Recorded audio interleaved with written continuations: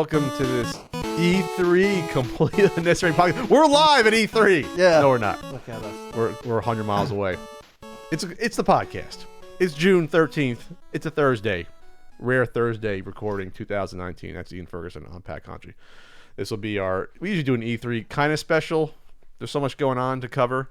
We were recording this week anyway, but we decided to delay it a couple days. But we're talking about Nintendo, Microsoft. We're talking about the Hyperkin N64 HD clone, TurboGrafx Mini, limited run games, a Star Wars arcade announced, and a little bit more.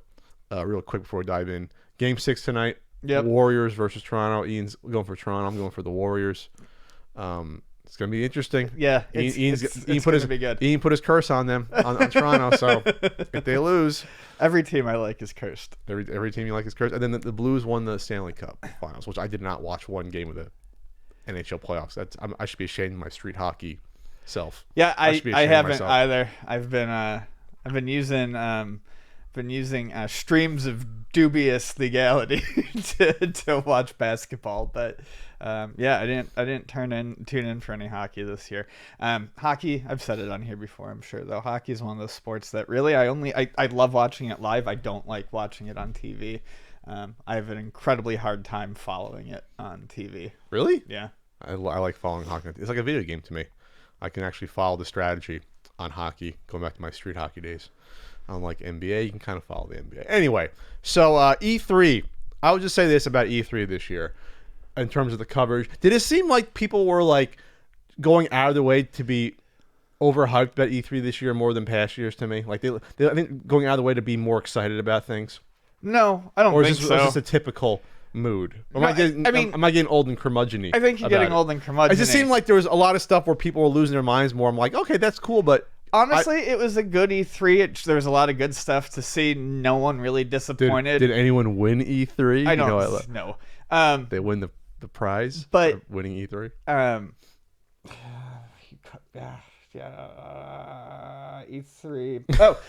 It was a better E3 than last year and the year before. There was actually stuff people wanted to see. Last year, no one wanted to see anything? I think last year was pretty lackluster. Last year was that E3 where everyone was like, okay, it's the end of this generation and nothing's coming. I remember no one was particularly enthused about. But it's even more the end of the generation. Yeah, but Sony wasn't even there this year. Yeah, but Nintendo announced a lot of stuff. Microsoft did, Bethesda did, Square did, a lot of it for this generation. Which we'll get into. So no, I don't think people were overdoing it, and honestly, I'd rather people were more excited about stuff than just shitting on it all the time. But yeah, no, I don't know. Seemed reasonable. It seemed reasonable? Enthusiasm levels seemed reasonable. Are you going to go next year? Are we going to do a live podcast from there next year we can set up? No, if there was ever an E3 that would have made sense for us to go to, I think it would have been this one. But I've never gone. I don't ever want to. I've had the opportunity for over a decade This would have been the one to go to, really? I think so. Not like when the Switch was coming out? This would have been a good one to go to. This would have been a good one. What did Bethesda show? I didn't even look. I watched the Microsoft one, most of Nintendo Direct. Big thing was Bethesda showed off Doom Eternal. I believe they also talked about Elsewhere. Deathloop? Now my brain is frying. I don't recall. They talked about more updates for Fallout 76. And I think new multiplayer stuff for Rage 2. Basically, they announced a bunch of stuff that's important to the people who like their shit. Oh, okay. I would hope so. Yeah. Okay. And Square was kind of the same thing. Square is doing a bunch of remasters and re-releases of games. The big one was Secret of Mana Collection. Mm-hmm. That has the original Game Boy game, the Super Nintendo, Secret of Mana, and then Seiken Densetsu 3, which was never released over here. And they translated it for the collection, and they announced it during the Nintendo Direct, and then they were like, oh, by the way, it's out on the eShop now, so go get it. Okay. That's a pretty big drop, because, like I said, it's never been officially brought over here. And I think they're doing that in preparation for, it looks like they are launching a remake of the third Secret of Mana for the Switch next year. So that's okay. I never was into that series, but That's good stuff. it's good stuff. It's good stuff. It's good stuff. Did Ubisoft release details of the Assassin's Creed Neanderthal Times game coming out? Got to be honest with you, if there was one thing I didn't really pay attention to, it was Ubisoft. Ubisoft. Watch Dogs Legion, is that their big one this year? Because you can play as a grandma killing people. Probably. That's the news. Like, oh, you can play as an old woman. It's like, okay, that's interesting. And John Bernthal was on stage for Ubisoft. It looks like for Ghost Recon. I guess he's a good old Punisher is doing that. So let's jump on into to Nintendo, huh? Yeah. Okay. So Nintendo showed off quite a bit this year. I think this was a particularly good year for Nintendo. Good vintage. I would say some of the more notable stuff, and I'll start with Link's Awakening. They showed another extended trailer for Link's Awakening on the Switch. That was the Zelda that came out on the Game Boy originally, and then it had a Game Boy Color port. So the one for this is a top-down Zelda game, traditional Zelda game. Yep, traditional top-down Zelda. They showed it off just a little bit further along. The graphics look nice. It was really cute to see, at least for someone like me who loves that one, to see like some of the scenes redone, like just to see how they're gonna look, like the stupid raccoon and shit like that. See, I've never played it, so I'm actually looking forward to this. It's so good. Vonnie's looking forward to it too. Because I like top-down Zelda games. That's what I grew up with. I like Link to the Past, obviously. I like Legend of Zelda. So this is easily the best of them. Oh, so hot take from Ian. Okay. Nope. That's not hot at all. That's a hot opinion. That is just fact. It's just fact. That's fact. Objectively true. Objectively true. And they showed off, though, quickly one thing that's very, very cool, I think, that they did not, it was never in the original. So in this one, you can collect dungeon rooms. You can collect I did see that, yeah. dungeon rooms, and you can link together your own dungeons. You can link? So you can do your own run-through of a dungeon, then you decide where you place all the rooms and everything. Yeah, it looks like at least the one they showed, it was in like a heart shape, and I think they called them something like heart dungeons. I could be wrong. So I don't know if they're always going to be that shape, but yeah, you basically can unlock all sorts of tiles and pieces to make your own dungeon. Instead of like just puzzle pieces or bullshit, then you can do a run-through and get like items and extra shit. Yeah. That's a really cool way to if you played it before, obviously you still want to play a remastered version because it has what you call like cute toy graphics. That's how you describe it. And now they add on a unique element that we haven't seen before, where that'll keep it fresh at least. So it's a side game almost. Yeah. Now it'd be nice if Nintendo allowed people to share those with their friends, but I have a feeling Nintendo. I was going to bring it up. I have a feeling Nintendo will find a way to not let. We're still sore about that. I would think that'd be a way to save it and share with your friends. Ian. Yeah, but I mean, nothing can be assumed with Nintendo. It's a little less arduous on the Switch, melting potentially when you're just sharing a little dungeon versus the multiplayer. I guess I don't know. I'm not trying to carry Nintendo's water here on their Mario Maker 2. They mentioned Mario Maker 2 on the Nintendo Direct? Briefly, but that's because it comes out like next week. Okay. They've already said all they I missed the first. I actually missed the first. I watched Nintendo. I missed like the first 10 minutes. So I missed the Link's Awakening on it. It's so good. And if you didn't know, Link's Awakening, they unlike Mega Man, they switch it up a bit. They go to an island and you're not just rescuing Zelda and stuff. It's interesting. It's different. It's not to decry Mega Man redoing the same plot 35 times. Focus onwards. Sorry. So what? They announced 2 collections that were actually released that day. I love it when Nintendo always does something like that. I love it when Nintendo talks about something and then they're like, "Oh, you can get it right now." That's happening more in the industry, though. Yeah. They're keeping things under wraps and be like, "Oh, it's out." Nintendo's been good about not announcing stuff until it's within reach of release or just being like, "Here's something." So, real quick, it was the Mana collection I mentioned earlier. First Secret of Mana on the Game Boy, Secret of Mana for the Super Nintendo, and then the third Secret of Mana, which had never come out here, gets the translation. That's out now. And then the Contra collection. So Secret of Mana 3, that was a Super Nintendo release in Japan? Yes. Super Famicom? Yep. Okay. And then the Contra collection is out real quick, going over what it has. It has, it's a good collection so far as I can tell. Arcade Contra and Super Contra, Nintendo Contra, Nintendo Super C, Operation C for the Game Boy, Contra 3 Alien Wars, and then Contra Hardcore. So 7 unique games, but then it also has the Famicom version of Contra, which is so much nicer than the US one. Just the little details. Yeah, like you get the little get graphic details, cutscenes get the little map. Yeah, like sort of like the Ghosts and Goblins-esque map. You see where you are. Yeah, it's cool. And then they put in the European versions of Hardcore and Alien Wars. Will be different than the different Probotector. So it's some different art. I feel bad if you grew up with Probotector Contra in Europe. I feel bad for you. Just do. It's just less personality. They did put a bunch of stuff in there, for completionists. Luigi's Mansion 3 was shown off. It looks good. It looks like Luigi's Mansion. That's going to come out later this year. Yeah. Yes. And it features Gooigi, the green Slimer version of Luigi, to help you as an assistant. There's gonna be a 4-player co-op mode. Yep, it looks fun.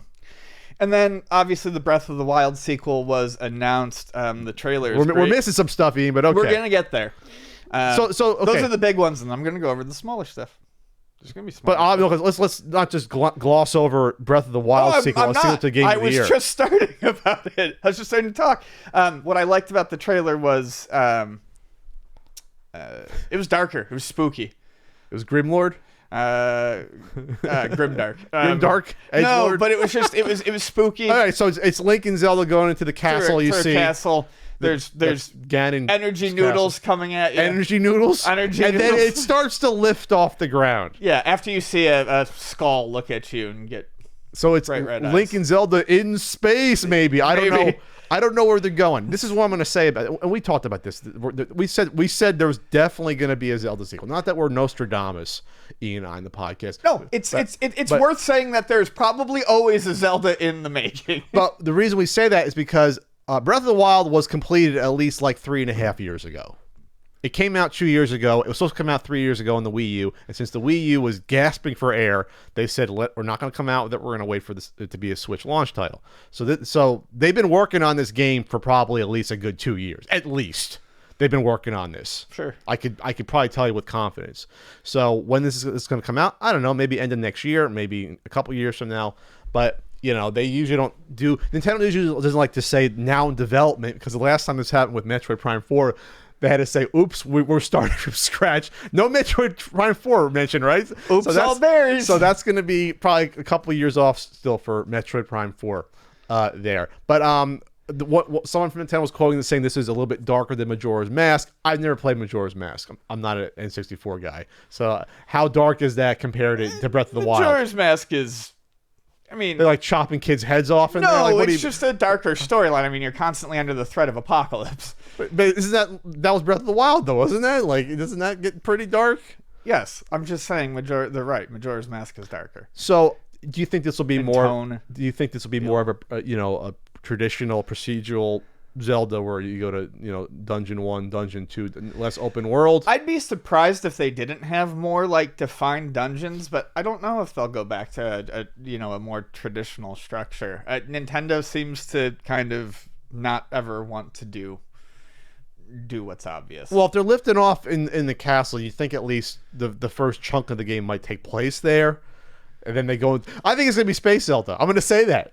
We had Jason in space. We're gonna and the Leprechaun in space. We're gonna have Zelda in space. And what else? Unless it lifts off to another land, like go back to Link's Awakening Island, maybe. Who knows? Huh? Conspiracy. Animal Crossing got some news. Delayed, right? It's delayed until March 20th. They never had an official release date, but everyone thought it was going to come out this year. They've delayed it to March 20th of 2020. As Doug Bowser said, it was to alleviate crunch on employees so that they could have a decent holiday season. And quite frankly, that's very respectable. Has Nintendo ever come out and said that directly before? That's the reason why they delayed something because of crunch? They talked about it. I don't think they've ever said directly we're delaying this because of crunch, but they've talked about it. They don't want to. But Nintendo delays stuff usually, but they give you a good heads up about it. So the Animal Crossing looks good. It looks like it's going to. The big thing is it looks like it's going to involve crafting. And really a much larger ability to customize your village. I'm super excited for it. That's probably the game I'm most looking forward to right now.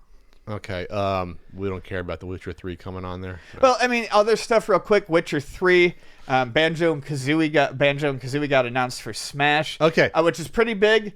So we were talking about that before on the phone in private, and that does that potentially mean that there's going to be a new Banjo game? I think that's one of the reasons why people are so excited. I thought people lose their fucking minds for this, because more so than the other Smash characters. People love Banjo and Kazooie, and I think it was rumored that they were going to be in Smash. I think that was one of the rumors that was going around before it came out. So, people like to see that sort of thing come true. But it's a series that hasn't been in the public eye recently. The last one they did wasn't very good and wasn't like a Banjo Kazooie. I think it's people just seeing characters from their childhood. I mean, that was high school for us, but for a lot of people who are playing games right now, doing YouTube stuff, that was their childhood. Well, and now this is, I mean, now Microsoft and Nintendo are almost like kissing cousins at this point. They're becoming. Sure. It just seems like now in the past year or so, they're really coming out and saying, "Yeah, we're kind of we're cool with each other," while Sony's just watching from afar, like, I want to be invited to the party. It's too late. You should have kissed Nintendo first. Should have made that move on Nintendo. Do you imagine now if that would? You think Nintendo would ever work with Sony in the same capacity to get a character in Smash? Or like, no, we don't need you. I don't think they would. We're good.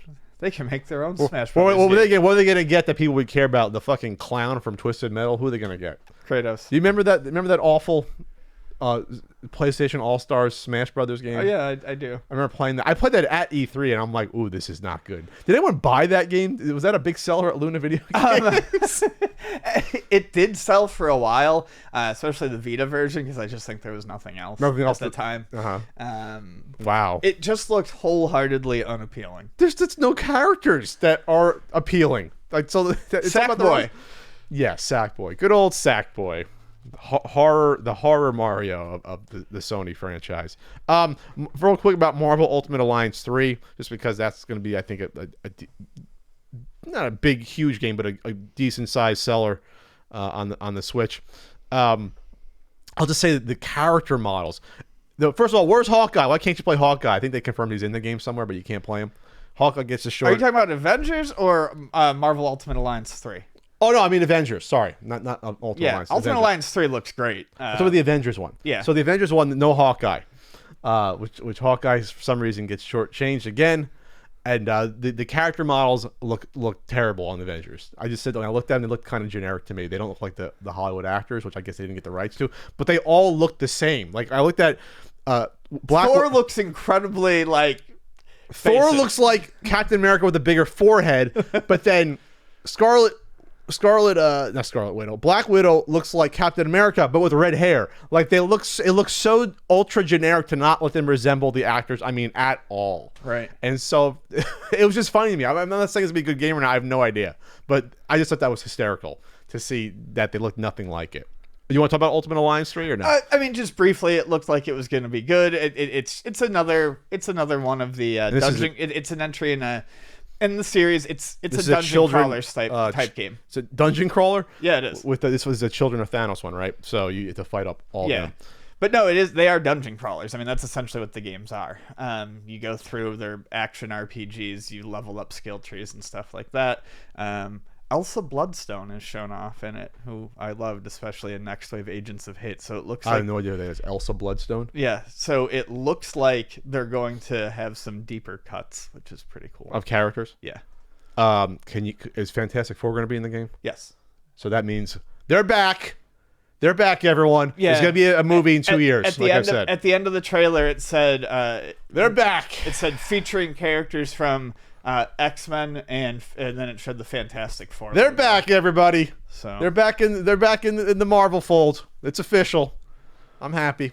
All right. So what's left from Nintendo? We got everything for them. I mean, we're missing stuff, but that I mean, Astral Chain looked great. No More Heroes 3 is an actual sequel to No More Heroes. It looks fantastic as well. And no, that's about it. I'm sure we missed something, but there was a lot to cover with Nintendo. But you were impressed by, I think you mentioned to me that Nintendo's like this mid-generation. They're pulling it. I had mentioned it in a text. Yeah. I think Nintendo is. I think one of the reasons why Nintendo looked so good this year, and they have a lot of nice stuff on display, but I think it's heightened by the fact that Nintendo has now positioned themselves in a weird way, timing-wise, that this is they're about to hit the peak of the Switch in terms of.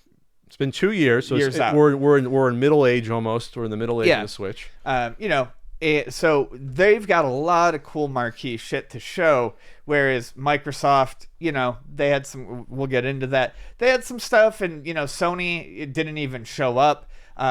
Square announced some good stuff, but it's at that point where for other companies and other systems that are nearing the end of their lifespan, it's getting dry. So Nintendo looked particularly flush. One thing that was interesting, that the heavy rumors of these different Switch variants, no mention. Yeah, I think it was said before E3 though to not expect to see it. So if it probably still going to happen. I would be shocked. I would be very shocked. Nintendo's, they did it last year.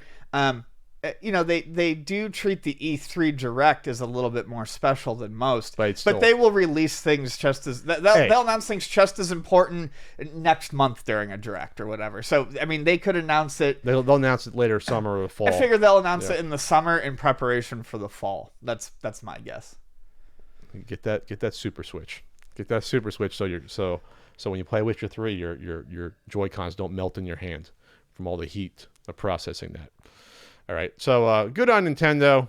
Looking forward to some of the stuff. Obviously, I think the Breath of the Wild sequel will sell like gangbusters. Again, that'll solidify that ground that when Metroid Prime 4 probably should have come out, they're gonna have Breath of the Wild there instead. If Nintendo times it right, Vonnie will never not be trying to finish the Zelda game. Think about Vonnie's personal life. She just played 1,000 hours. Give her some time off now. All right? Let her be able to play some Splatoon again. All right. Microsoft, Ian. I'm a big Microsoft fan. I own a 360, so I'm a big Microsoft fan. But I watched a good chunk, if not all, of the Microsoft E3 presentation in their little stage there. And I don't want to talk about a lot of the individual game stuff because, to be honest, it's not a huge amount of exclusive stuff. We'll start though with obviously the biggest news, since this was like the one of the biggest first. This was like what, Sunday night they had this? Was it Sunday? Yeah. Cyberpunk 2077 is going to be obviously the huge game next year, and they finally solidified a release date. I think they pushed it back twice. Yeah, April 16th. April 16th, 2020. They showed 5 to 7 minutes. Do you want to say combination of cinematics and gameplay, or mostly cinematics? My only concern is watching this stuff is that it seems like it's tilting more each year towards just cinematic, like you're watching movie trailers or you're watching movie scenes. Sure. And that bothers me because you're not selling the game, and that's obviously a cliche, but it's true.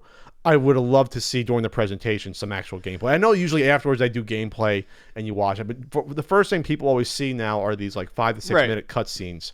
That's not the game. That's not, I mean, it's part of the game, but it's not the game itself. But the big reveal, and obviously it looks like a fantastic game, is Keanu Reeves shows up. I don't know, this guy's showing up everywhere. Keanu Reeves with his bionic arm shows up, and they kept this under wraps somehow for the past couple of years that this game we've seen footage of this game now for almost 2 years, it seems like at this point. And I guess he's going to be your guide through the game. He's like I think they described it as he's not like real. He was like a downloaded mind of someone or something that still existed. Anyway, you got Keanu Reeves guiding, it's just cool. And he showed up on stage. Yep. Awkwardly reading off of the teleprompter. And people love Keanu, and it's cool that Keanu seems like he's more popular now in his 50s than he was 20 years ago during the Matrix. I can't believe that dude is 53 years old. He's not cracking. 53.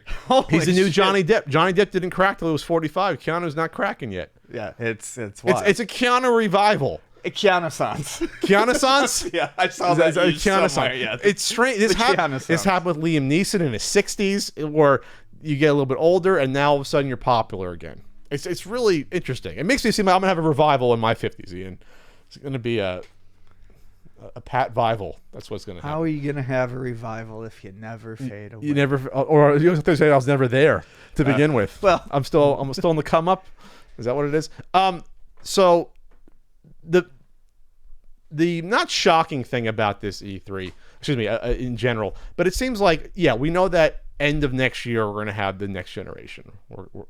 That's where 2020. 2020. End of 2020 is what they said, I believe, for the Microsoft Project Scarlet, which is their next system, which they didn't really talk about much. They wanted to talk about the games. They kind of shoved the Scarlet at the end, which kind of shows you where Microsoft is at in general with consoles, in that while it's still a product and important, the focus is just on the games themselves. I think since they corrected with the Xbox One, remember the Xbox One originally was going to be like this entertainment system for your whole family, until everyone at E3 said this is garbage and we don't like this. And so, well, they've done a complete flip. Yes, they learned a hard lesson, very hard lesson, because the Xbox One is not a bad piece of hardware, but they botched that launch so bad that no one wanted to be near it.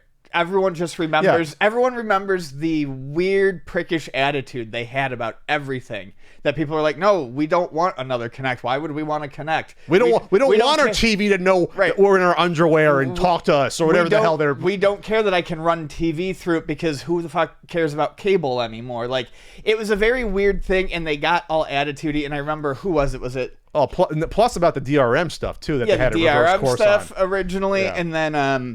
And then I remember, like, well, what about people who don't want this, that, and the next thing, when they were talking, like, when they announced it? Yeah. And the guy was like, well, we do have a console for them. It's called the Xbox 360. And it's like... No, dude. So they got hit hard with that. And I think they're, like it's a humble pie. I think they're learning. They started to learn immediately during that generation. They started offering really good deals with the Game Pass.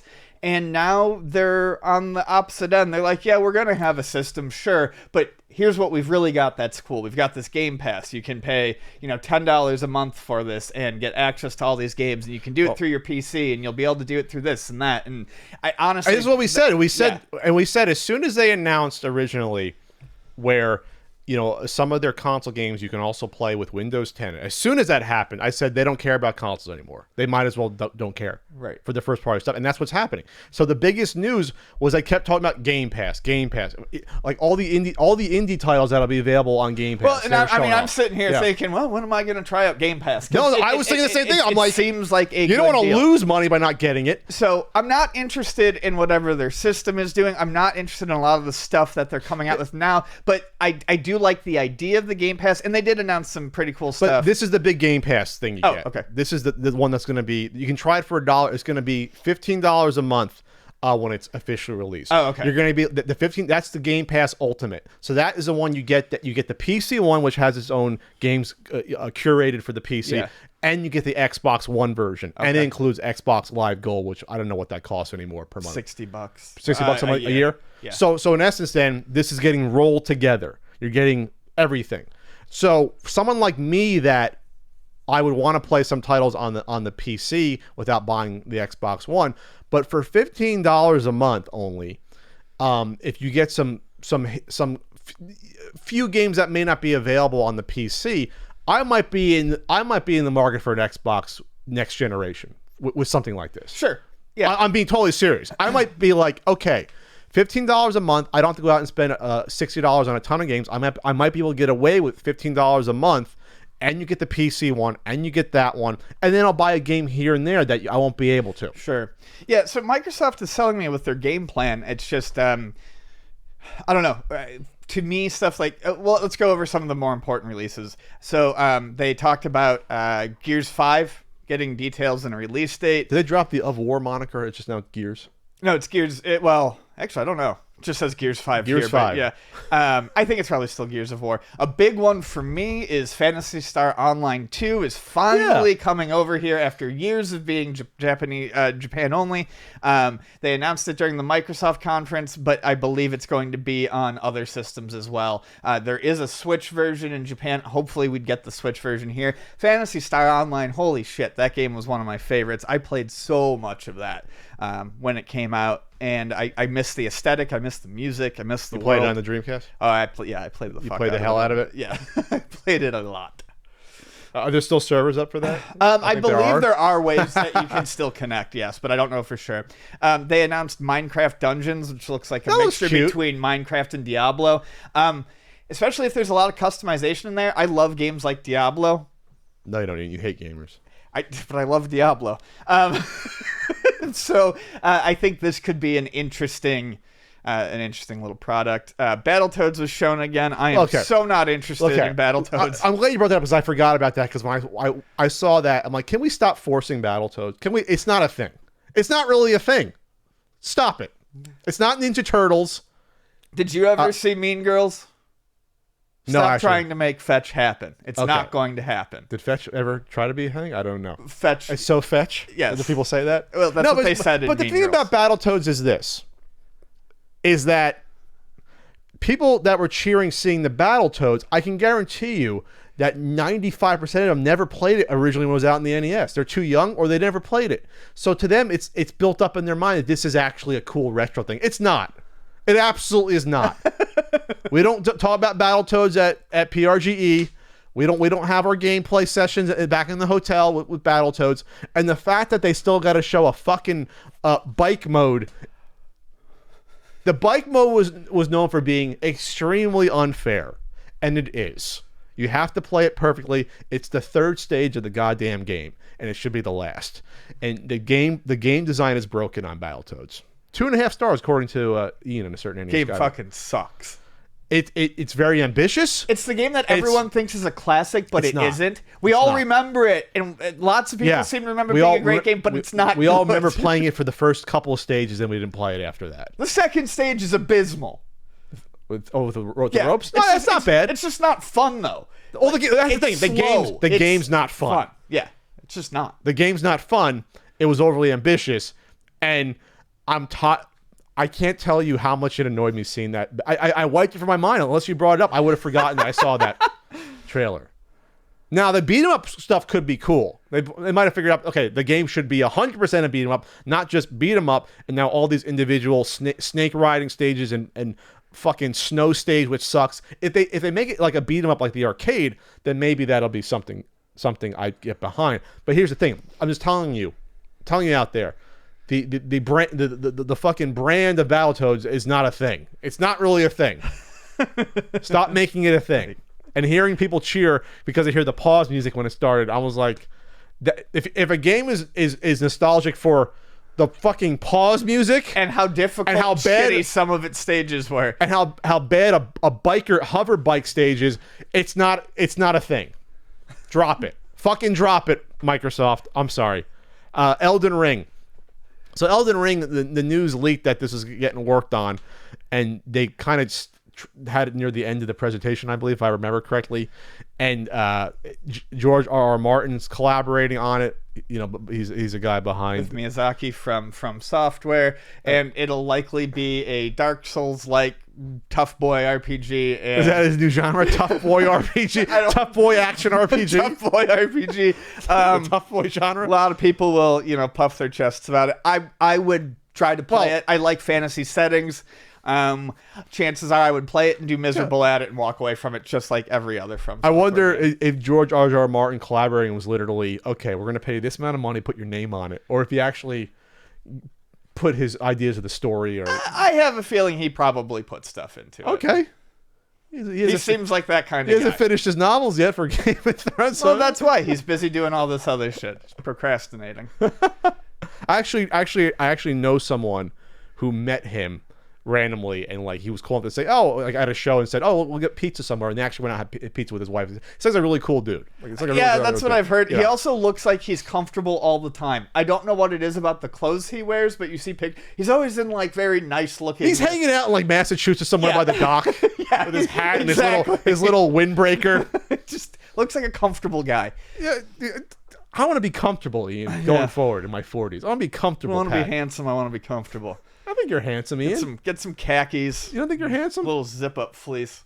I mean, I just don't care. We're gonna glow you up a little bit. Yeah. Do the glow up when you hit 38. So here's a big one.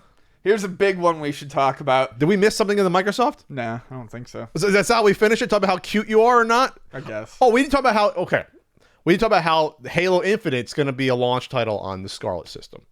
So that was a big. We should mention that, Ian. That's probably one of the biggest things. And it was a 5-minute teaser. Some guy in space finds Master Chief. Master Chief, he brings him in. Master Chief is gigantic. He should be playing center in the Knicks. And please help out the Knicks. Anyway, so that was the only thing that basically tell you that you're gonna need to buy our new system is because of Halo. But they didn't probably tell you that it probably is gonna be by that point on computers or whatever else. Right. But and real quick about just the specs on the Scarlet / PS5, they're going to be almost exactly the same probably. Ray tracing, which means more power, potentially 8K, which almost no one will ever need ever, really. And then the solid state solid state drives. Right. So that to me is probably the biggest takeaway is that you're running out of things to give these systems. The solid state drive basically means no more load up times because it's so much quicker than a regular spinning hard drive. It doesn't have to spin to access the information. It's almost instantaneous. So that was really what they pushed about. It's going to be powerful. And Microsoft, I think it was Phil Spencer has come out and said that, oh no, this is not going to be the last home console we do. It could be though. It could be. We'll see where we are in 5, 6, 7 years from now. But at that point, once you buff up the power that much, get the solid state hard drive, you're going to run out of things to add to the system each generation. You're running out. I think we're going to see more of these minor incremental mid-generation upgrades. I think they will always sell some sort of console, even if it's bare bones.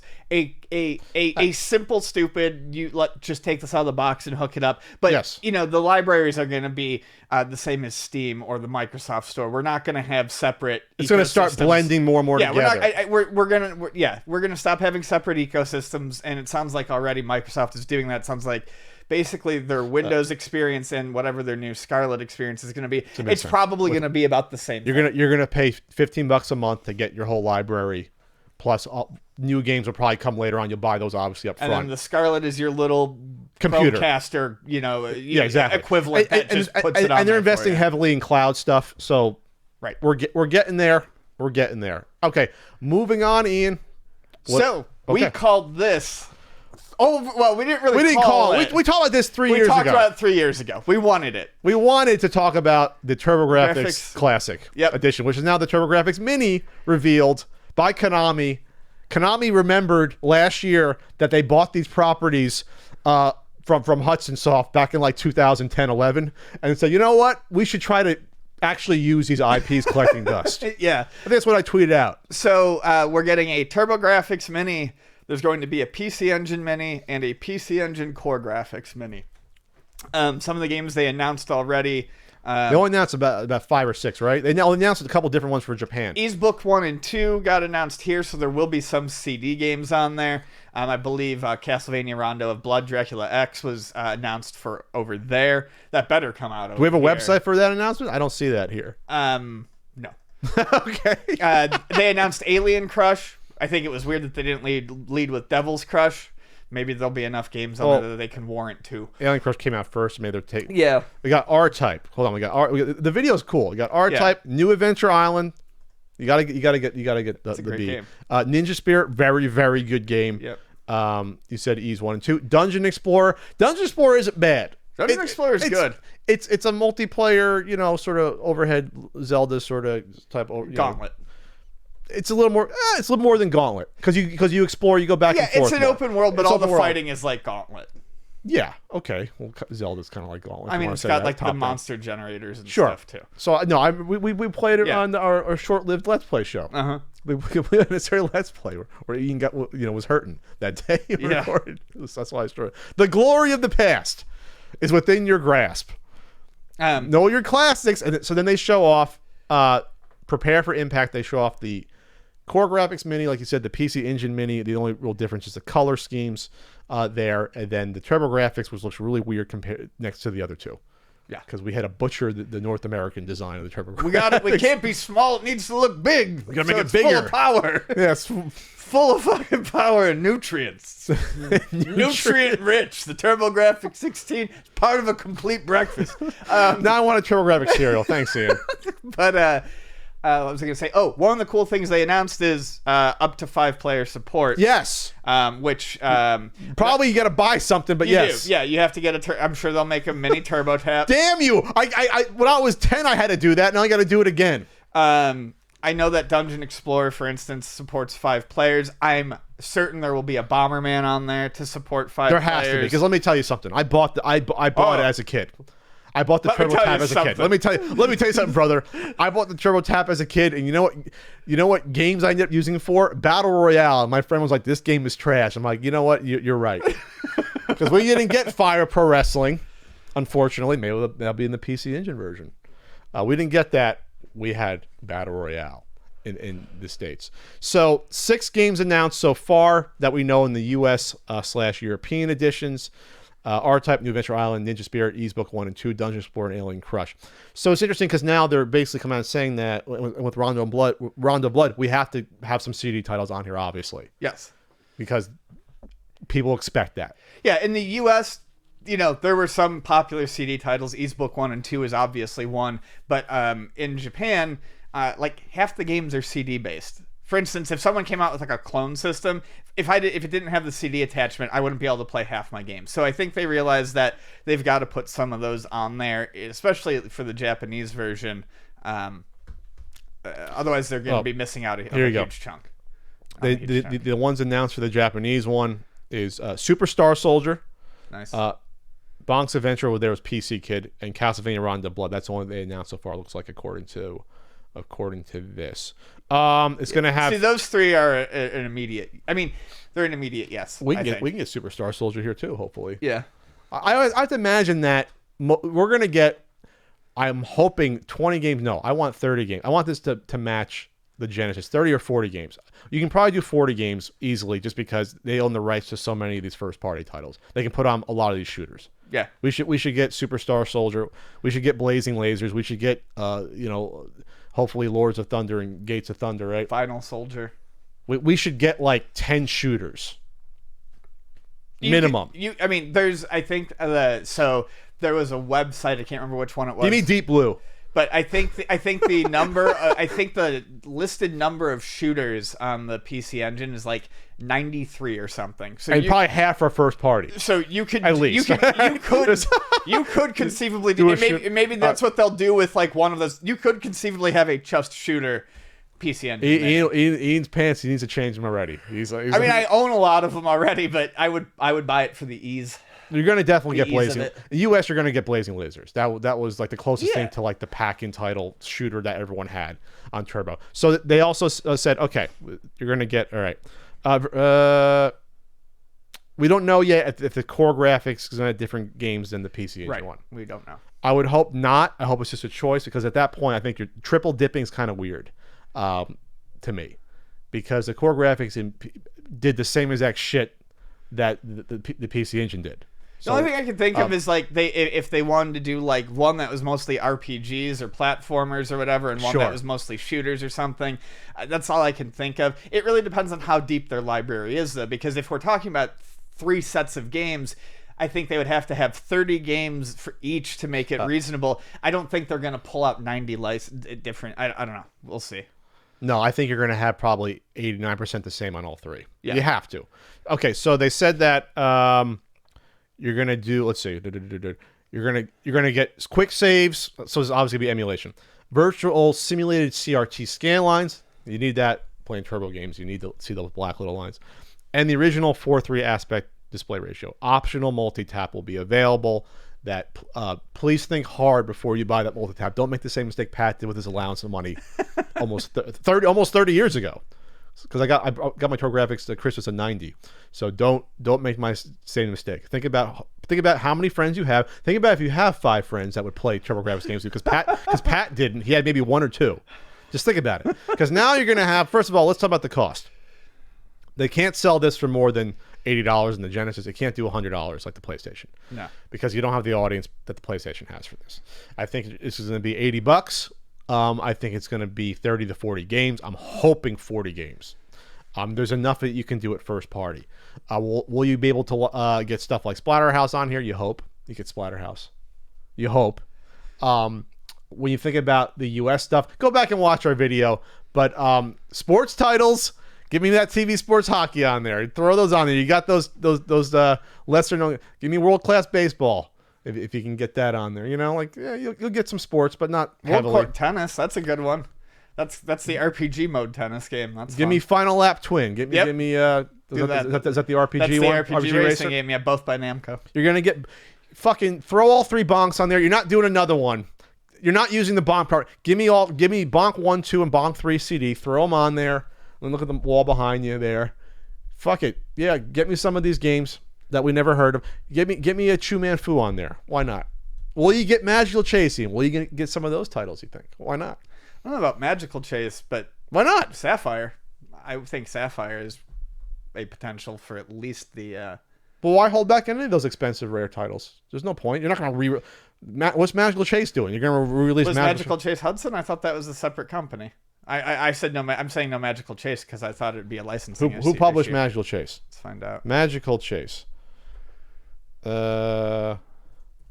Magical Chase is collecting dust at IP right now. Developed by Quest, released by Palsoft. Yeah, so there's no guarantee. That could be a licensing issue. Come on, Konami. Konami, you got the money for it. But the good news is that obviously is Konami owning this. You can get Rondo of Blood. That's good. I'm trying to think of another big Konami release that was on PC Engine or TurboGrafx. I'm struggling. Is that really it? But in terms of the US, I mean, they did some good ports of like Salamander and Gradius and stuff like that. But Japan. Okay. Yeah. But I don't know if they would saturate that market, being that they release that stuff elsewhere. Okay. I think it's going to be $80. It's going to unfortunately only include 1 controller, which sucks because they want to milk you. So you know what? Now it can't cost $80. It's got to cost 60 or 70 because everyone's gonna have to buy the fucking multi-tap to play 2 players. Oh no, there's 2 ports on it. Yeah, there's 2 ports. There's 2 ports on it. It looks like a USB almost port. There's 2 USB ports. So 2-player stuff shouldn't be too bad. It's if you want to really do the 5-player shit. So I guess it'll come with 2 controllers then. I don't know. We'll have to see. Please include 2 controllers on here. Okay, I'm excited. I'm excited for this. I will buy at least 1 version of this, if not 2. I feel it's my duty as a TurboGrafx collector to do that. To show support. I will buy the I'll buy the traditional white PC Engine one. Traditional, yeah, the ones you can buy them on eBay Japan for like $20, but then it costs $50 to ship them. No, they used to be. Now they're more money. They used to be really cheap because it sold very well there. So in terms of the excitement for this, we talked about this. That obviously this is our longest topic by far. No one had. It deserves it. TurboGrafx did okay in the U.S. for the first couple of years, and it died out. So I think people are going to have a strange interest in this because they never had it. They heard about this. A lot of people hadn't heard about this the past 10 years until YouTube and retro gamers. Even emulation of this is kind of a pain because the best... Magic Engine, right? Magic Engine, which is great. It's probably what they're using on this. And honestly, Magic Engine deserves your support. It's a fantastic emulator. But it's one of the few emulators that you do have to pay to get everything unlocked. Like CD support and sound, I think. I'm sure that people have figured out ways to get. Yeah, but still, I'm just saying, like, there are cracked versions, but it's not just download and do it because you're high and you want to play a game real quick. Well, because no one had the TurboGrafx. So Magic Engine, is one way to do it, but outside of Magic Engine, there's really no good way to play a lot of these games. The last time they were really available was on the Wii for the Virtual Console. Yes. So this, people who wanted to explore it would either have to have a Wii that already has those titles on there, a friend, or themselves actually having one. but it's hard to find. The turbo stuff's expensive. It's expensive. So there's even the common stuff's kind of hard to find. There's a monetary barrier. So this is going to make it easy for anyone who is ever curious to go out, grab one, and play it. And I think just the novelty factor of that alone will make this at least a moderate success. Okay, I'm down. Thanks, Konami. Otherwise, I was going to come after you and buy the IPs from you if you didn't do something with this. This will sell not as well as an NES Classic or Super Nintendo Classic. It'll probably sell hopefully better than the crappy PlayStation Classic that I think even PlayStation fans are like, this is hot garbage. Yeah, no one liked that. But we all love this. All right, so Ian, news out of Hyperkin land. Hyperkin always showing up at E3. They always got a showing. They announced this. This was either leaked or announced right before E3. So Hyperkin is putting out their Nintendo 64 clone called the Ultra 60. Retron Alt. Retron Alt. I guess short for the Ultra 64, which was the original. Yeah, the original development name. So it'll be the big thing here is HDMI out, 720p upscale. 720p HDMI out. N64. It was never a particularly great looking system, but it looks like utter fucking dog trash on like a flat screen TV. It's you are meant looking. To look at N64 games through a filter. You Yes. literally are. Nintendo put on filters so you couldn't see the jagged edges and things of that nature on N64 games. So it's rough on a flat Be screen careful TV what you wish for. We're upscaling N64 games. What I'm saying is I mean it's not going to look great, but it's going to help. I'm saying like a raw RCA signal into a flat screen TV, which is how people are doing it now. But you don't want miserable. But you don't want to clean up the signal too much on these. Basically, you don't want to remaster N64 games. That's what I'm trying to say, like to 1080p. Sure. You know. It's going to be a HDMI. It's going to be USB power. Comes with one controller. The Admiral controller. And 4 ports, just like an N64. It appears to be using some sort of emulation. It has to be there. Well, it has to, or else they wouldn't be able to have this. Yeah, at this point. FPGA on the N64, from what I understand, is not a thing we are going to see anytime soon. And this is using some sort of emulation. There were pictures that came out of E3 of Mario Kart, the TV screen on one of the levels. Came through glitchy, like it wasn't there. It was all screwed up, and I guess that's a known bug in one of the big emulators. So I don't know. I was going to say. So it's good. I mean, emulation on the 64 has come a long way. This is not going to be perfect, and I am shuddering at the thought of trying to explain or sell this to people. Because it's not going to be 100% compatible. Yeah, I'll really have to see how close it gets. But if it's one of those things where like popular games have graphic problems and glitches, it's going to be real hard for me to sell this, especially when regular Nintendo 64s, they're very popular now, but they're not as scarce as, say, I don't know. It seems like a weird release. I think it's jumping the gun. That's the problem. You think they should have? Well, here's the thing: if you own Hyperkin at this point, you already came out with every other cart-based system you possibly could with an audience. You did Atari, you did Nintendo, you did Super Nintendo, you did Genesis / Master System with, you did your Retron 5, you did everything, Ian. This is it. This is the last cartridge system that people are going to care about. This is it. So you got to come out with it sometime, or else your competitors will. Oh, sure, they will. And people do need an HDMI solution for almost every console. And you can buy upscaling cables, or you can buy something like this. But if the cables cost almost as much as this is going to cost, you might as well get the console. That's probably people were probably thinking. Right, which would make perfect sense if you were fine with some potential glitches. So this is what I'm going to say. They're obviously going to have to license one of the 2 or 3 decent N64 emulators. I haven't kept up with. Why would I keep up with N64 emulation? All I know is this: you go from it being something that they've said definitively, but in the past, this is impossible to emulate.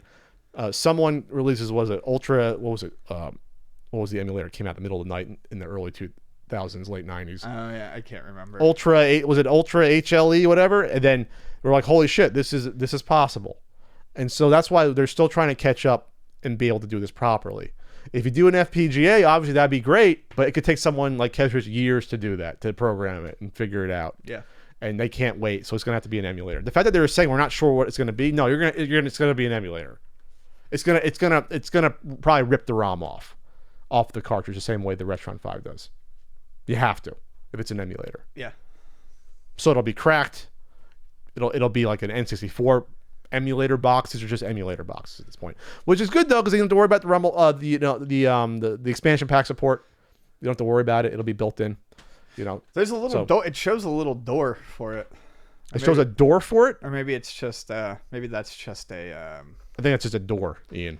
I don't think you're gonna have. No, I would hope not. But I'm saying it literally shows the door for the expansion pack. Because I don't think they stopped making those expansion packs, right? Including Hyperkin, as far as I know, they don't make them. No, this is going to be built into the emulator. They're not going to have. I'm just saying it shows a door on there. I'm sure it could just be a decorative element, but it's there.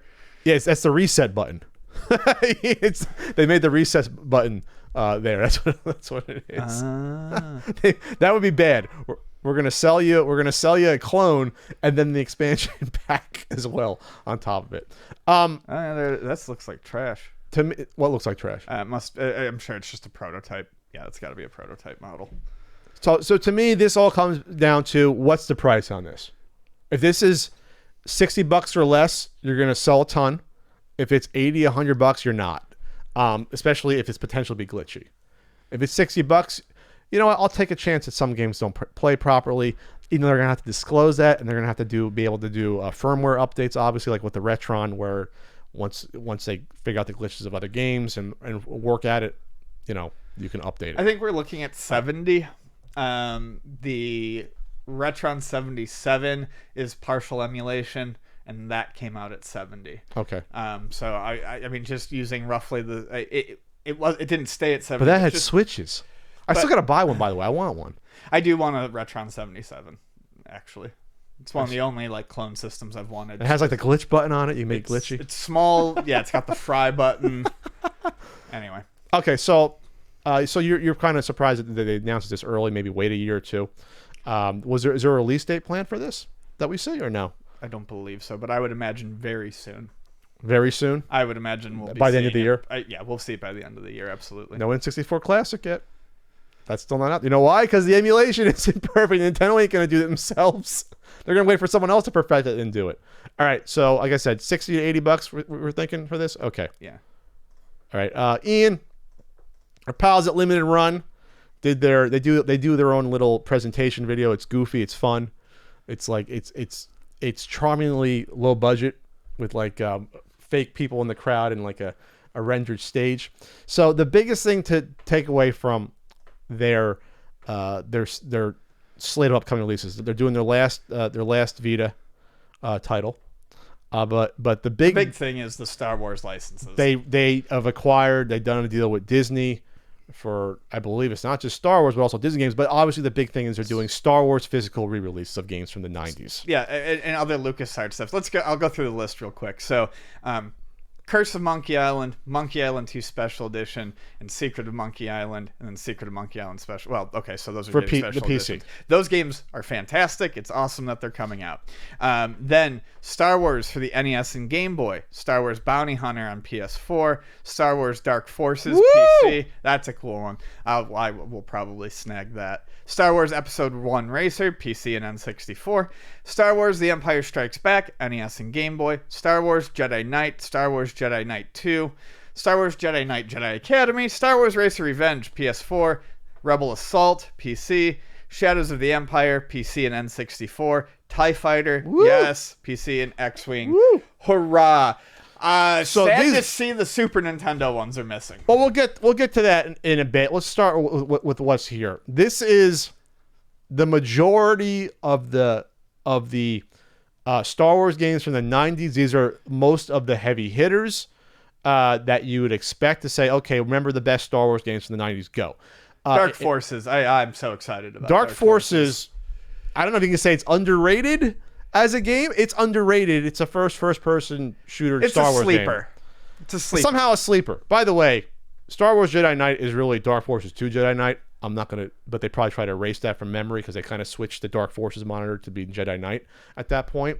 Because Dark Forces is fucking cool. You know why? No lightsabers. Sorry. It's a not game with a 1. Not a 1. And you get the job done. But you know what? They had to turn my man Kyle Katarn into a Jedi, of course, because Star Wars nerds need everyone to be a fucking Jedi. Sorry, go on.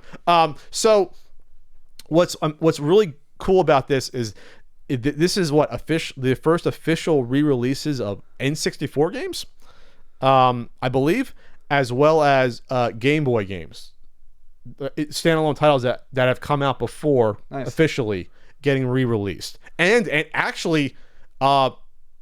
NES as well. I'm trying to think. Well, we got Metal Storm, and that's out. So okay, but the first I think Game Boy and N64 ones, definitely N64, with a real license. That's impressive. And obviously we have to wait to see what accoutrements come with these and what are we going to get with these. We're going to get pins. We're going to get coins. We're going to get a Kyle Katarn figure, please, in Dark Forces. That would be great because that was a Shadows of the Empire figure. So the only things missing from here on N64, you don't have Rogue Squadron. No Rebel Assault 2, but no one cares about Rebel Assault 2. The first one's one everyone remembers and loves. Not that Rebel Assault 2 is bad, but 1 is memorable. You only, for an FMV game, you only need 1. But these are the games. Yeah. These are the games. I can't wait for TIE Fighter, X-Wing, and Dark Forces. No, I will get Dark Forces. So conspicuous by their absence, though, is the Super Star Wars trilogy. I noticed that immediately. I love those. Excellent trilogy of games. 4.5 stars according to a certain Super Nintendo guidebook that's being developed. So you don't know why they're not on here, but I would think that once they run through these, they would think that, maybe someone at Disney doesn't know that they were big hits, even though Star Wars was a million seller, one of the 8 to 10 million seller Super Nintendo games. And those games did so much goodwill in the 90s to help keep Star Wars alive and to transfer the love of it to the next generation. Because you're 10 years old, you're 7, you're 12, and you didn't grow up. You were too young to grow up with Star Wars. Sure. The only thing you had was those dumb Ewok movies, in the mid 80s. So it was a way to relearn the trilogy in a cheap way, because not everyone had a PC in the early 90s to even get X-Wing and TIE Fighter, but a lot of kids had a Super Nintendo. So it's strange not to see that trilogy on here. I think eventually they'll have to work out a deal to get those. I'm not sure why they're not here, because when you see Star Wars and Empire Strikes Back on NES, those did not do the movies justice at all. Those are not very good. Those aren't good. I don't know about the Game Boy version. Ones are not very good. Are they similar? They're similar, yes. So that's strange to me. Maybe they want to see how those do first. But if you came out with the Super Star Wars trilogy and did like a box set version and kind of made it like a VHS box set, you would sell a jillion of them. Yeah, you would. And even though those games aren't super expensive to find on their own, if you added enough cool little grabby stuff in there, I think you would sell a ton as a box set. I think you'd have to do a box set of those 3. I think you would have to. And I think it would sell. So the first one that's going to come out is going to be Star Wars Bounty Hunter on PS4, and then they're going to transition into these. And I believe these are going to come out at a fairly quick clip here.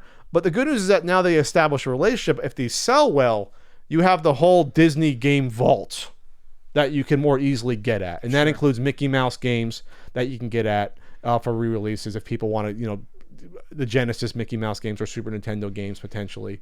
Yeah, that's important. Is there anything else you think that's missing here?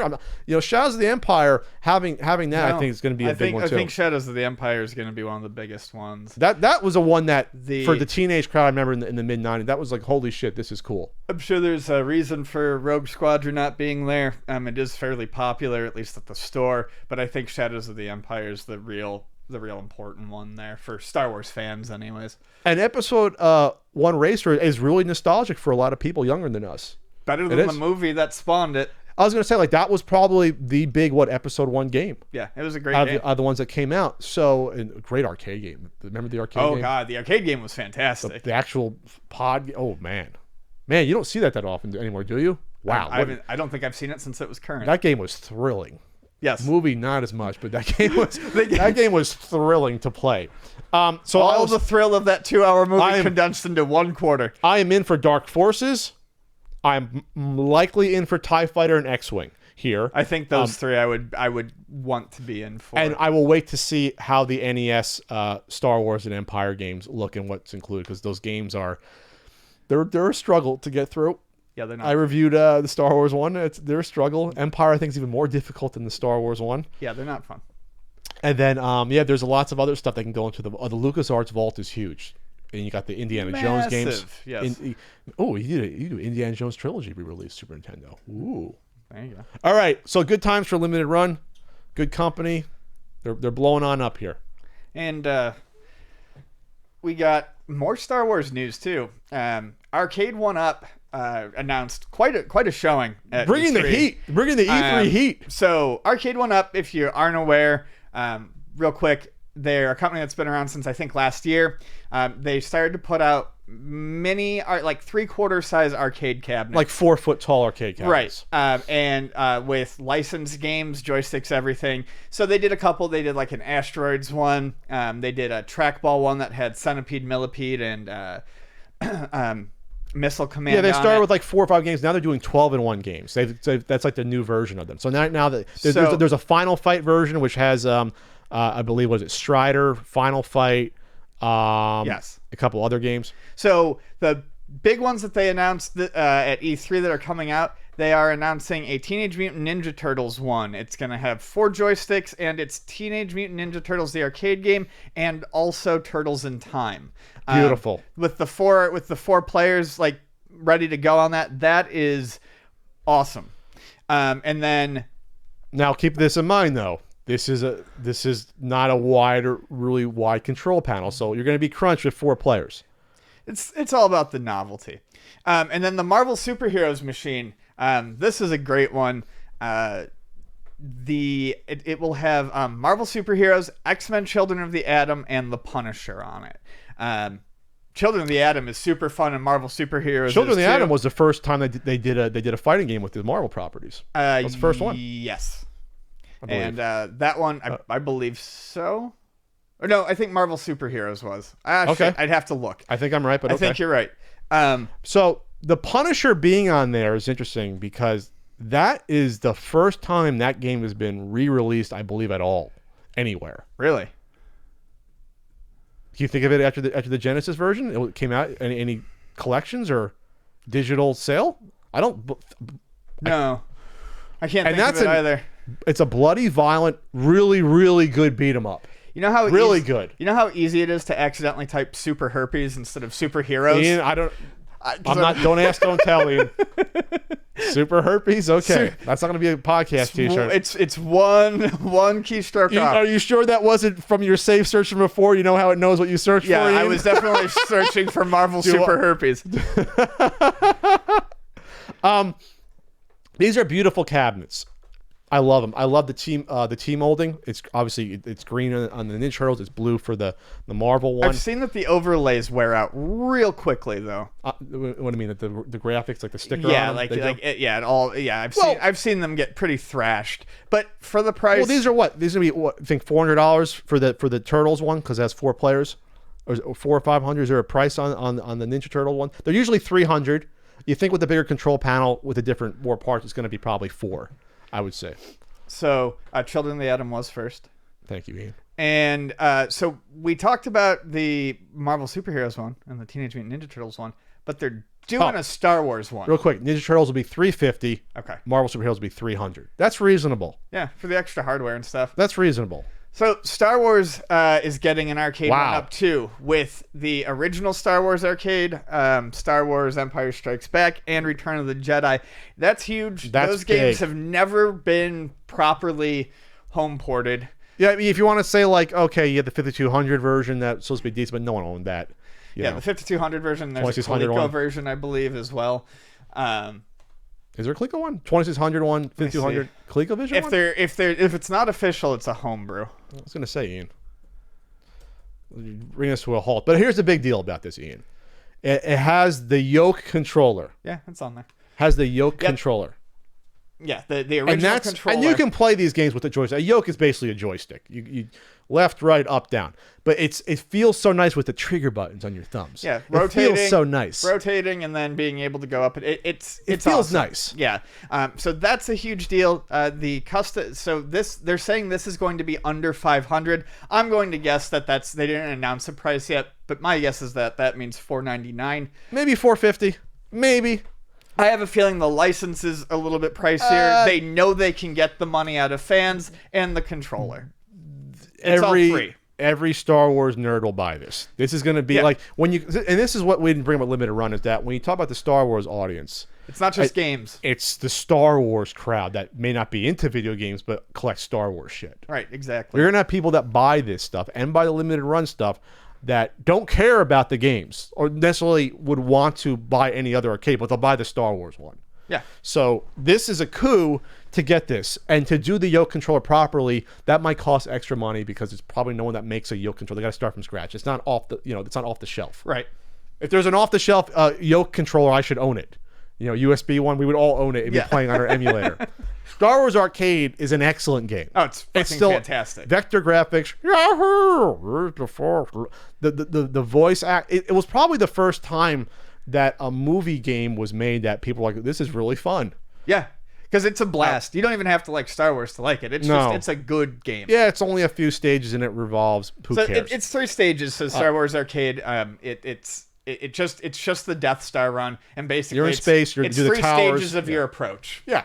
TIE fighters out there, towers, and then or towers, tunnel.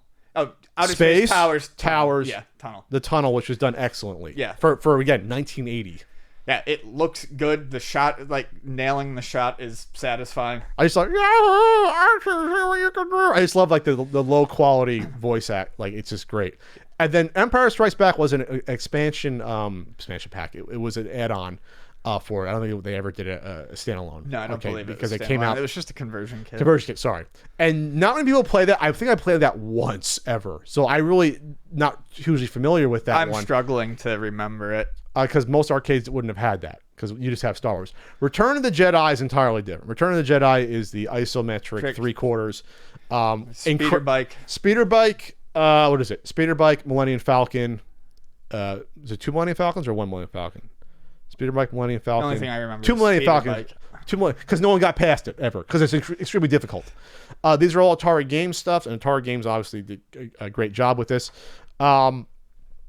So for $500, there's going to be an audience for this. Keep this in mind, though, is that price likely does not include the risers. So if you want to get this to a respectable level, these are all like 4 feet tall machines. You got to bend down. If you want to get these to like 6 feet, you got to buy the risers, basically a stand to put on top of it. Everyone's going to buy the riser for the Star Wars because it looks nice if that's the prototype one there. So really you're looking at, what does the risers cost? Usually like 80 bucks? I think it was like 60 or something. It could be 80. So you're looking at let's just say $580 in order to get the whole package. I mean, considering that an actual Star Wars arcade machine is going to run $2,000 at this point, considerably more just for the one. But that's a full size one. This isn't full size. Yeah, but I mean, I think for people who just want to play it, the choice is clear. Well, yeah, absolutely. I think that once you get to the 500 range, that's where you're tapping out on the price that you'll be able to get for these. Not full size. I don't think any of the other ones they could get 500 for, but I think this one might just be that sweet spot because of the dedicated controller. The regular ride is only $40. It would be kind of. They probably will charge more for the Star Wars one just because for the license they might have to. So maybe it'd be $50, $60, because the one up riser doesn't have graphics on it. It's just a fucking piece of fucking plastic.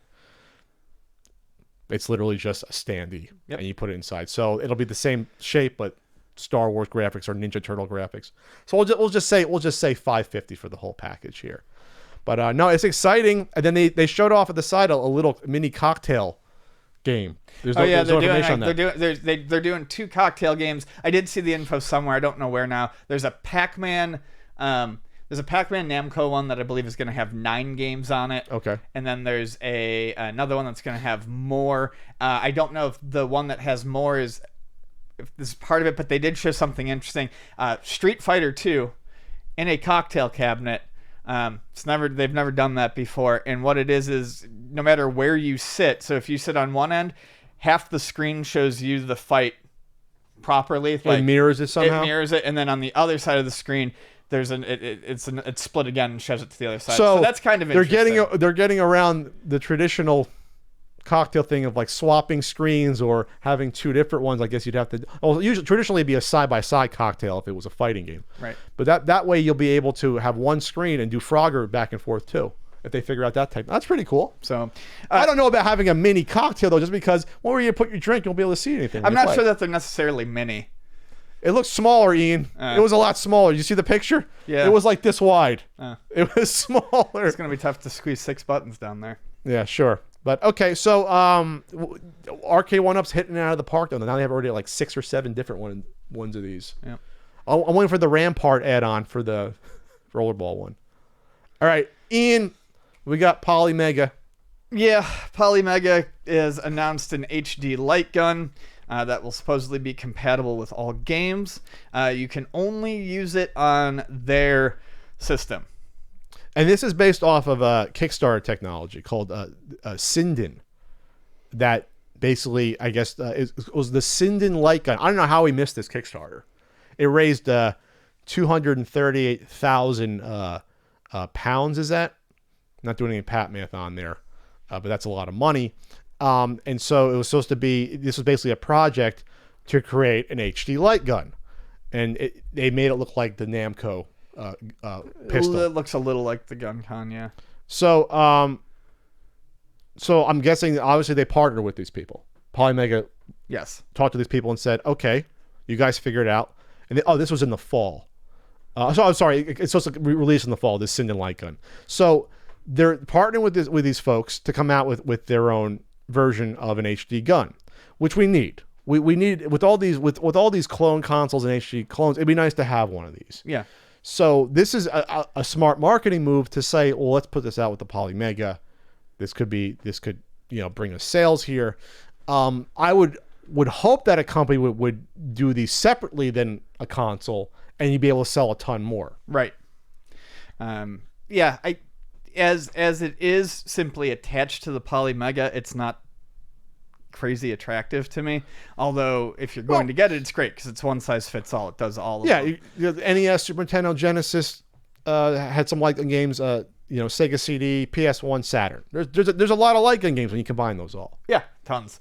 So I'd love to try it out. I definitely would have checked it out if I was at E3. I wasn't. So there we go. Honestly, with something like this, I really want to see it in action and tested before I say, too much about it. It's going to cost $100. So keep in mind that if you're buying into what's going to be potentially the Polymega ecosystem, you're going to have to buy the standalone unit, disc unit, and then you buy the NES one separately, the Saturn one separately, and then you got to buy the gun separately. We're talking, then you're racking up $600, $700 potentially, yeah, $800. That's what you have to buy into in order to do this. This isn't a solution to light gun problems necessarily for everyone. It's because I don't think people are going to buy a Polymega for light gun stuff necessarily, but we'll see. You don't know. Here's the thing. You don't know when you combine them all together. If it's just NES, I'd be like, no, who cares? It's like 13 games. Who cares? Being able to play like Point Blank, Time Crisis, that is really appealing. It's appealing. It's a mini coup. I'm guessing they licensed it. They licensed the tech. They're doing a deal. Obviously, these are obviously we still have to have the Polymega come out to begin with before we even get to this point. Truth. So, I'm not saying it's not going to come out, but we're waiting for this to come out. So, I would probably say this to them. If they really wanted to push that this is going to be their something that differentiates itself from Hyperkin, if Hyperkin doesn't figure this out, but I guarantee you Hyperkin's going to try to, in Retrobit, they're going to try to, backwards engineer this and figure this out. Why not just do this as like some sort of pack-in with one of their packages? Like here's the light gun package. A light gun package would make sense to me. $100 for a standalone on top of everything else. That's stretching it. That's where the problem comes especially when I know Hyperkin has their HD gun just for Duck Hunt based on the other Kickstarter for that. Right. And that's like what, $20, $25? No idea, honestly. It's not that much money, but again, that's for one game. It even has the little cart add-on the same way you had to modify the cart. So yeah, so it's great to have a solution for a potential console coming out, but we need a solution for everything at this point. And obviously, it would have to be per system add-on, but maybe you can't do maybe you can't do it unless it's a modern system. Maybe you just can't figure it out. It's too tough. Yeah. So. And they're doing emulation on there, so it would be, they could just tie into that somehow. I don't know how we missed this Sinden Light Gun Kickstarter in the fall. No one alerted us. Hey guys on Twitter, you didn't alert us to this. I don't remember this because they showed him playing, let's see, Virtual Cop on a giant projector screen. Do our job. Do our job, getting us topics. New light gun that actually works. That's when you do. Sinden Light Gun on a Raspberry Pi revisited. I want to check this out now. I want to check this out. All right, so we'll wait for the Pi Mega to come out, and then the light gun afterwards, maybe next year. We'll see where we're at there. So, all right, so we have a Patreon. We don't have a Patreon poll this week. This was a special news broadcast episode. So why are you bringing up the Patreon? But just, they might want to go check it out. Patreon.com/CUpodcast. I'll have writing up by tomorrow. Someone said that, it was the funniest comment. Someone said you could definitely tell Pat bullies Ian talking about the Patreon. That was the comment. I responded, yes, I threatened with noogies and wedges at one time, gave Ian a titty twister. Oof. In order to. That was brutal. I think I got a titty twister one time from Billy. Billy, I hung out with the older kid that we listened to. Billy's. I was talking about Billy real quick because we got a little bit of time. Billy had a very eclectic music calling taste. my lift. We listened to Guns N' Roses, NWA, Queen, and Prince. So they're very nice. I was very cultured all across the range of music. Billy really helped you out. And then sometimes though he would get mad and punch me, but but not hard. Fucking Christ, Billy. Not in the face, but hard in the shoulder when I beat him at NHL '93. Hard enough. So thanks so much. We're going to be back Tuesday with a short CU podcast, a more traditional one, and we'll be at Long Island. Yes, we will. I am excited about that. We're excited about that, and that's August 10th and 11th. Go to what is it? Expo. Oh my God, I'm so bad with this. With the sorry, fill dead air, Ian. Hey, Pat, what are you doing? I'm trying to find the website on top of my head. I'll also be at Too Many Games. It's expo.liretro.com for the Long Island Retro Gaming Expo, and I will be at Too Many Games in a week and a half. June 21st to 23rd, I will be there. I'm still working on a certain Super Nintendo guidebook that you can pre-order at ultimatesnes.com. The screenshots are getting put in. I'm up to. I went backwards. I started at Z, went backwards for some of it. Then I went forward from Home Improvement up to Meet the M's. I'm doing weird. So now I need the B's, C's, D's, and E's. I'm left with an F's. All right. And Ian, for some reason, has to call his lift before we sign off. So we're signing off. Bye.